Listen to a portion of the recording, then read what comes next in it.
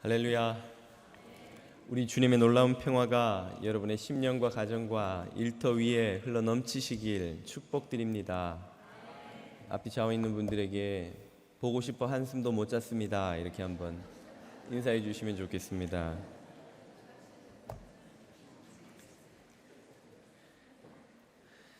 그래서 오늘은 설교 중에 주무시더라도 이해하겠습니다. 오늘 우리에게 주시는 하나님의 말씀은 로마서 10장 14절에서 21절까지의 말씀입니다. 로마서 10장 14절에서 21절까지의 말씀입니다. 자매님과 형제님들이 한 절씩 읽도록 하지요. 그런즉 그들이 믿지 아니하는 이를 어찌 부르리요? 듣지도 못한 이를 어찌 믿으리요? 전파하는 자가 없이 어찌 들으리요? 보내심을 받지 아니하였으면 어찌 전파하리요? 기록된 바 아름답도다 좋은 소식을 전하는 자들의 발이여 함과 같으니라. 그러나 그들이 다 복음을 순종하지 아니하였도다. 이사야가 이르되 주여 우리가 전한 것을 누가 믿었나이까 하였으니 그러므로 믿음은 들음에서 나며 들음은 그리스도의 말씀으로 말미암았느니라. 그러나 내가 말하노니 그들이 듣지 아니하였느냐? 그렇지 아니하니 그 소리가 온 땅에 퍼졌고 그 말씀이 땅끝까지 이르렀도다 하였느니라. 그러나 내가 말하노니 이스라엘이 알지 못하였느냐? 먼저 모세가 이르되 내가 백성 아닌 자로서 너희를 시기하게 하며 미련한 백성으로서 너희를 노엽게 하리라 하였고, 이사야는 매우 담대하여 내가 나를 찾지 아니한 자들에게 찾은 바 되고 내게 묻지 아니한 자들에게 나타났노라 말하였고, 이스라엘에 대하여 이르되 순종하지 아니하고 거슬러 말하는 백성에게 내가 종일 내 손을 벌렸노라 하였느니라. 아멘. 목사로서 교회 안팎에 있는 분들을 만나 대화하다 보면 종종 듣는 이야기가 있습니다. 그 중에 하나가 이런 것인데요. 목사님, 믿으려고 하는데 잘 안 믿깁니다. 잘 믿기지가 않습니다. 안 믿으려는 게 아니라 믿으려고 하는데 믿기지가 않아서 잘 못 믿겠습니다. 그런 때는 어떻게 해야 합니까? 어떻게 하면 좋을까요? 아마 여기 계신 분들 중에서도 공감이 가는 분들이 적지 않이 있으리라 생각됩니다. 그런 말씀을 들을 때는 애정과 이 안타까움을 함께 느낍니다. 애정은 믿으려고 애쓰시는 모습에 참 느끼게 되고, 안타까움은 그래도 잘 믿기지가 않는다는 현실 때문에 느끼는 것이겠죠. 제가 무슨 큰 그 영역이 있는 목사면 한 번에 딱 믿을 수 있게 뭘 좀 해드리고 싶은 마음도 있습니다만, 안타깝게도 제게는 그런 능력이 없습니다. 그럴 때 목사가 해드릴 수 있는 것은 첫째는 기도 일터이고, 둘째는 왜 믿으려고 하는데도 믿기지가 않는 것인지 그 원인을 성경에서 살펴보는 것이 아닐까 생각합니다. 왜 우리는 믿으려고 하는데 믿기지가 않는 이런 안타까운 현실을 경험하는 것일까요? 오늘 우리는 로마서 10장의 후반부를 읽었는데요. 지난주에 읽은 전반부의 그 내용이 이어집니다. 바울의 선포를 지난주에 우리는 살펴봤습니다. 구원의 길에 관한 것이었는데요. 사람이 마음으로 믿어 의에 이르고 입으로 시인하여 구원에 이른다 하였고, 그 구원의 길은 모든 사람에게 열려있는 길이어서 누구든지 주의 이름을 부르는 자는 구원을 얻는다고 하였던 것이죠. 누구든지 안에는 바로 유대인과 헬라인, 유대인과 비유대인, 온 세계 사람들이 다 포함된다는 말인데요. 그들이 모두 포함된다는 것이고, 그러나 이 선포는 유대인들을 좀 속상하게 할 수 있습니다. 유대인들이라면 이런 항변을 할 수가 있는 것이죠. 아니, 이방인들이 그렇게 교회에 물밀듯이 밀려 들어오며 구원을 얻는다고 하는데, 정작 우리 유대인들은 극히 소수를 제외하고는 예수를 주로 믿지 않지 않는가? 그러면 우리 유대인들은 바울 당신의 말대로라면 다 구원을 못 받는다는 것인데 이렇게 억울한 일이 세상에 어디 있는가? 이게 만약 그것이 진실이라면 누구 책임이냐는 것이죠. 우리가 예수를 안 믿은 책임이냐, 아니면 또 다른 그 누군가에게 이 책임을 물어야겠느냐? 우리가 율법을 그렇게 살펴보았지만 예수를 믿지 못하겠는데 이것이 누구 책임이느냐 하는 것이죠. 이 유대인들의 항변은 오늘날 현대인들이 던지고 있는 질문과도 맥이 통합니다. 믿으려고 하는데 안 믿긴다는 거예요. 그러면 이건 누구 책임이냐는 것이죠. 이 믿으려고 하는데 안 믿긴다는 말에는 그 저변에 이런 그 의도가 깔려 있는 것입니다. 내 책임이 아니라는 거예요. 안 믿은 것이 아니라 못 믿은 거 아니냐는 거죠. 내가 안 믿으려고 한 게 아니라 나는 믿으려고 했는데 안 믿겨서 결국은 못 믿은 것이니 내 책임이 아니라는 것입니다. 그러면 그 내 책임이 아니면 믿지 않은 것에 대한 책임을 누구에게 물어야 됩니까? 전도자에게 물어야 할지요? 아니면 뭐 그런 구원 계획을 짜신 하나님에게 돌려야 할지요?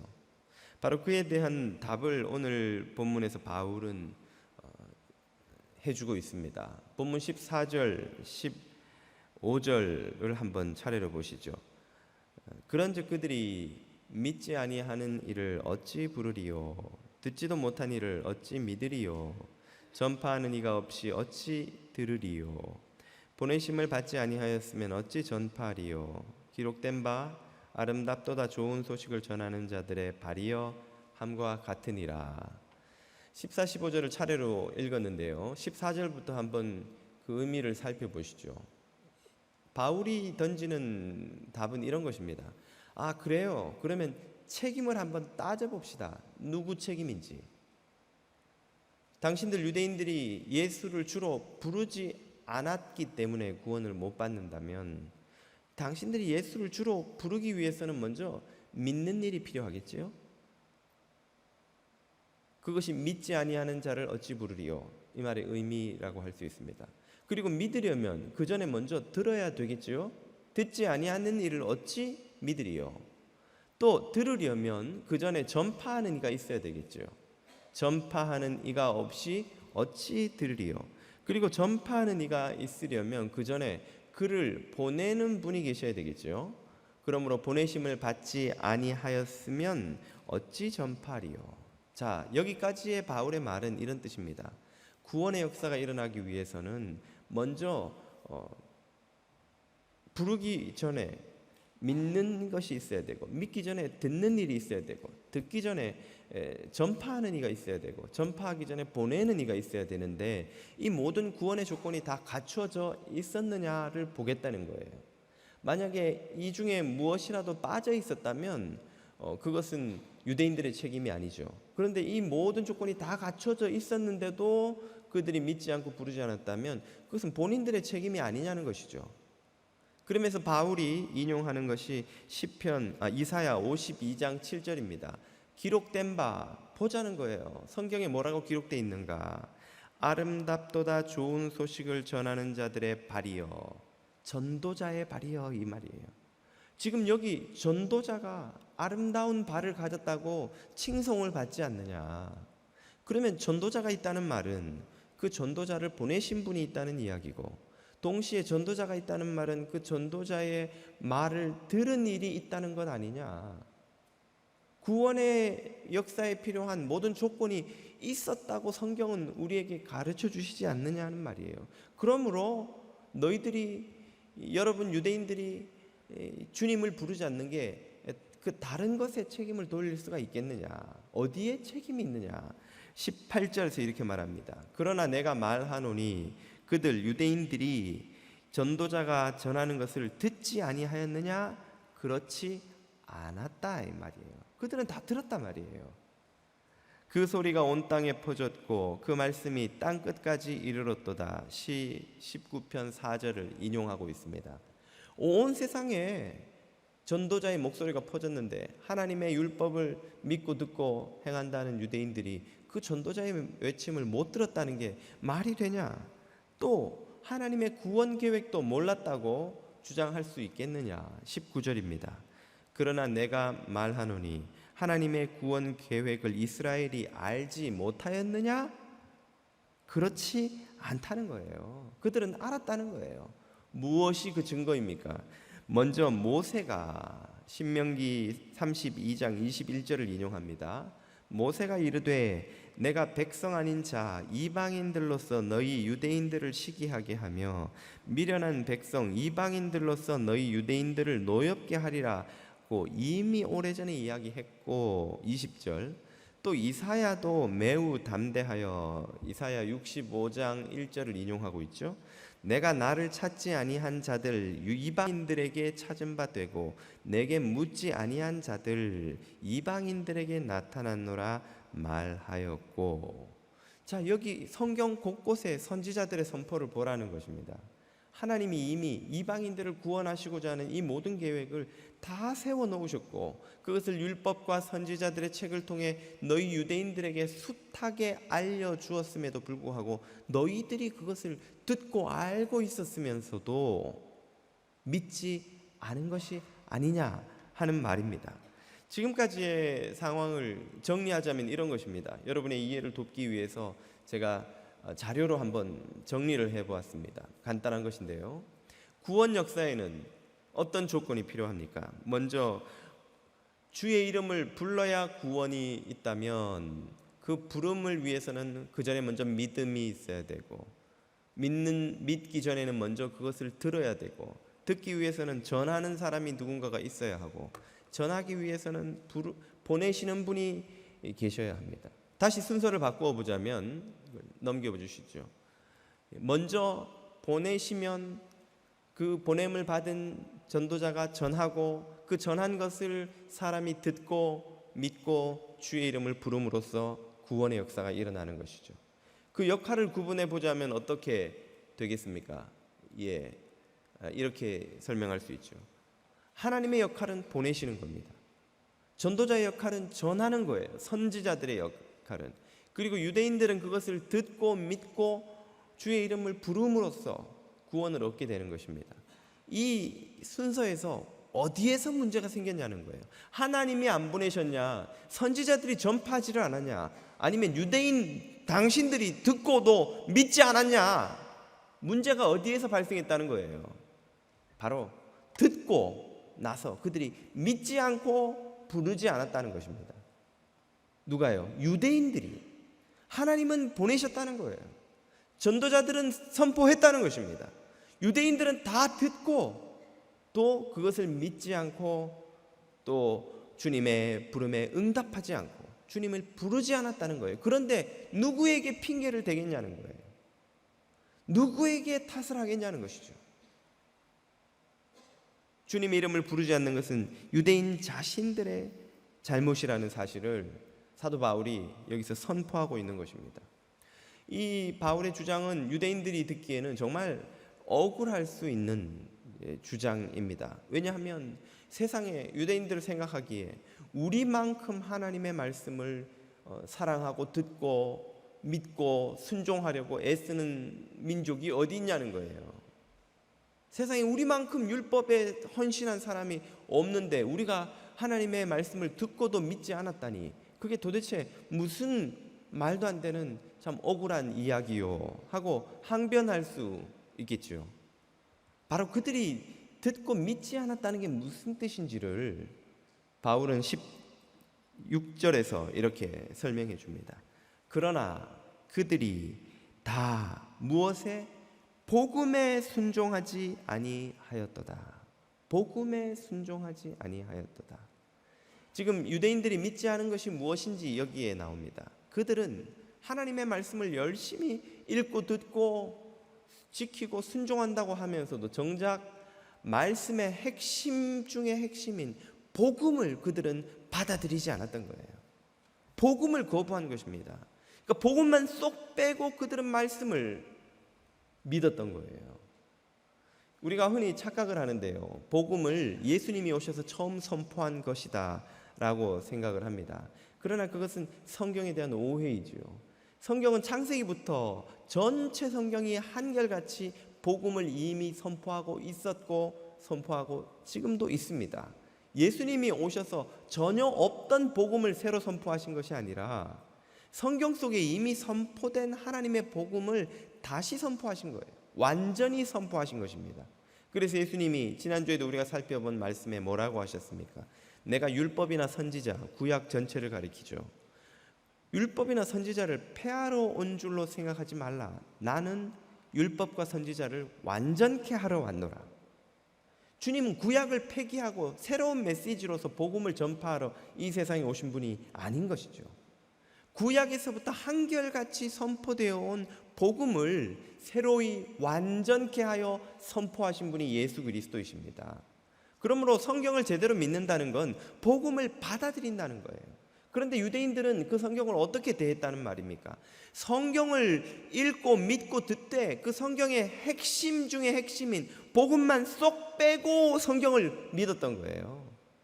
다른 말로 하면 복음에서 계시된 하나님의 의를 그들은 믿지 않고 그 성경을 자신들의 의를 세우는 도구로 믿었던 것이죠.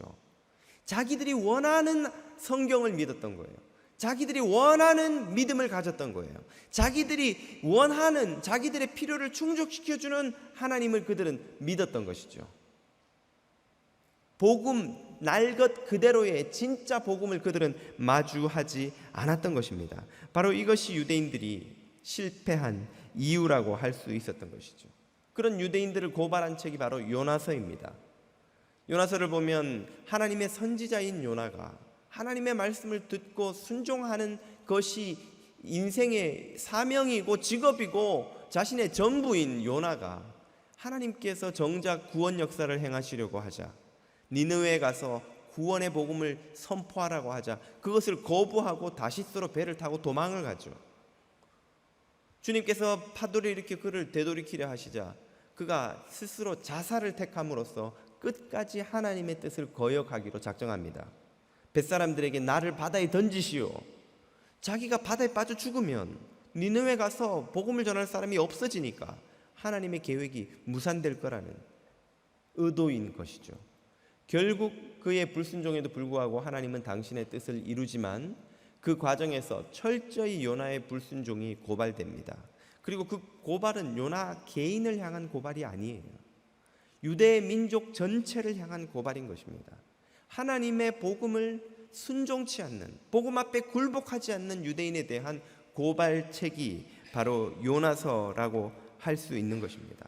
오늘 우리가 복음을 믿고 싶은데 안 믿긴다고 할 때 깨달아야 하는 것이 있습니다. 혹시 우리가 믿고 싶어 하는 것이 유대인들이 그랬던 것처럼 우리가 원하는 하나님, 우리가 상상하는 기독교, 여기저기 매스컴에서 사람들의 입을 통해서 주워 들은 그 편견과 오해와 왜곡으로 가득한 단편적인 정보를 짜집기 위해서 만든 그 어떤 신앙은 아닌지 말입니다. 정작 복음 그대로의 참된 모습의 신앙의 부름을 들은 것이 아니라, 참된 기독교를 마주하고 있는 것이 아니라 그저 여기저기서 들은 단편적인 지식으로 이 오염된 그런 거짓 기독교, 가짜 믿음을 믿으려 하고 그런 것에 우리의 생각이 빼앗겨 있는 것이 아닌지 말입니다. 우리가 그렇게 생각해 볼 수 있는 이유는 교회 밖에 있는 사람은 물론이거니와 심지어 교회 안에 있는 사람들까지도 놀랍도록 성경의 메시지에 무지하다는 것이 그 증거입니다. 여러분, 오래된 우스갯소리입니다만 아시는 분들이 많으리라 생각합니다. 어떤 목사님이 주일학교에 가서 아이들이 성경 공부를 잘하나 궁금해서 물어봤다는 것이죠. 얘야, 여리고성은 누가 무너뜨렸니? 그랬더니 아이가 하는 말이 제가 안 그랬는데요. 좀 황당한 마음에 선생님을 붙잡고 아니 내가 여리고가 누가 무너뜨렸냐고 얘한테 물어봤더니 자기가 안 그랬답니다. 이게 어떻게 된 일이요? 그 선생님 말씀이 얘는 착한 애입니다. 안 그랬다 그러면 안 그랬을 거예요. 답답한 나머지 당회를 열어서 장로님들한테 탄식을 했다는 겁니다. 장로님들이 이게 어떻게 된 일입니까?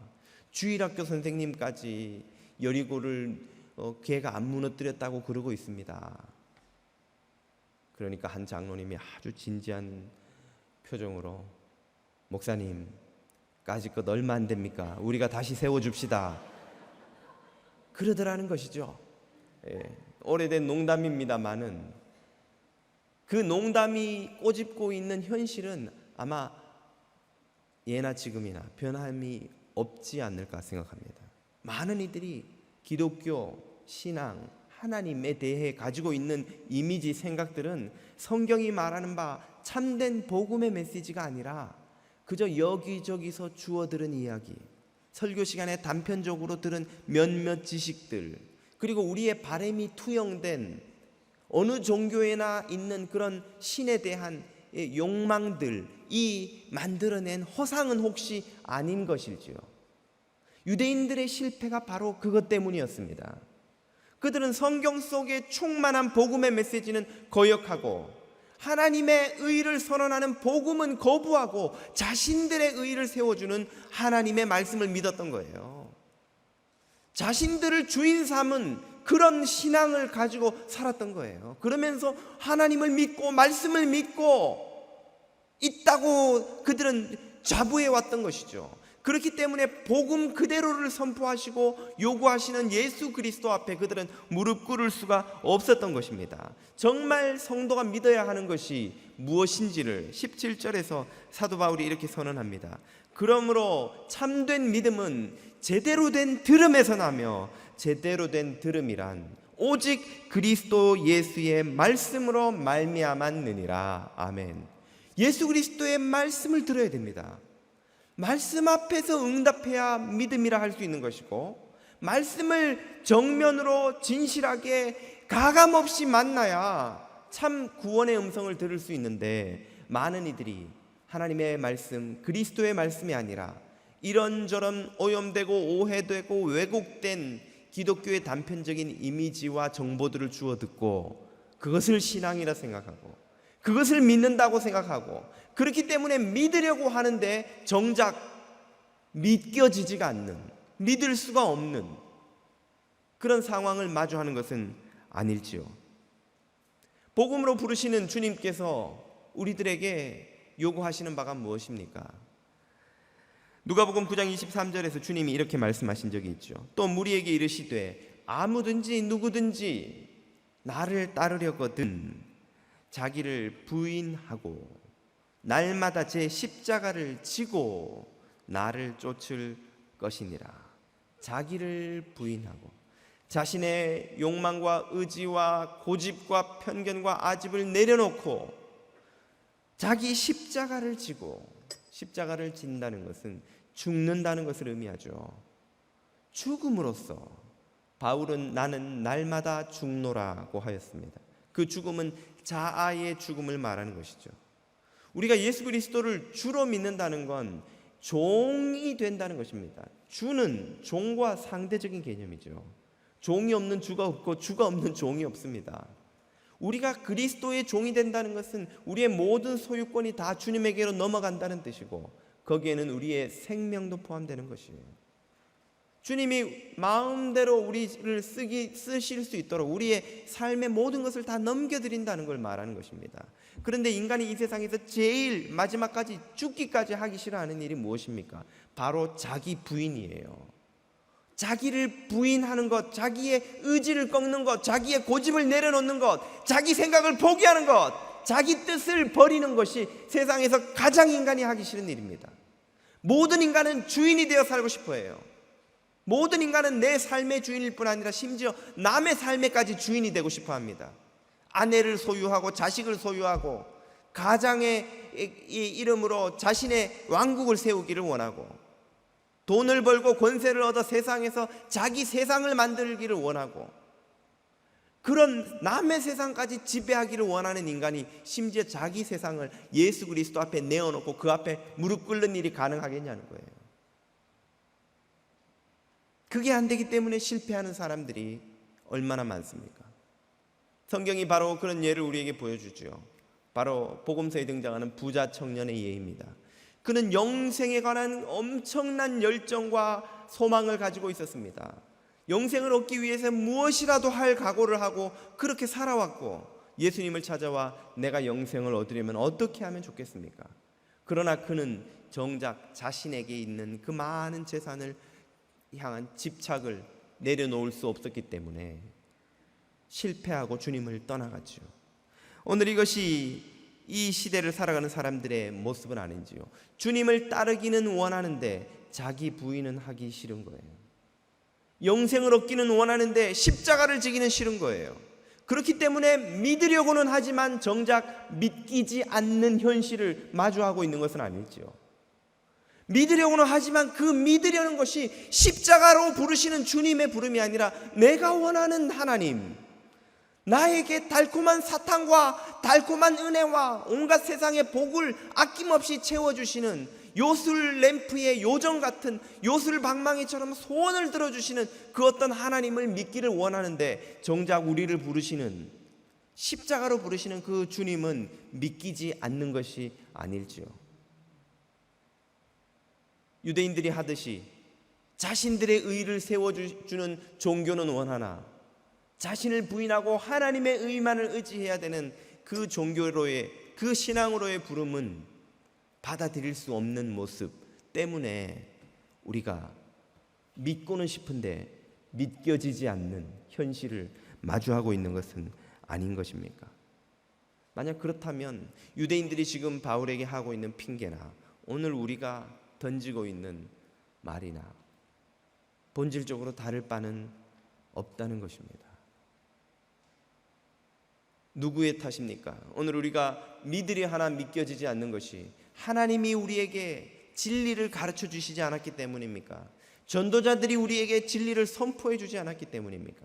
아니면 우리가 진리를 마주하고 싶은데 성경을 구하기가 너무 힘들어 성경 읽기도, 성경 공부할 곳도, 성경을 가르쳐 주는 곳도 없어서 우리가 진리를 마주하지 못하고 있는 것입니까?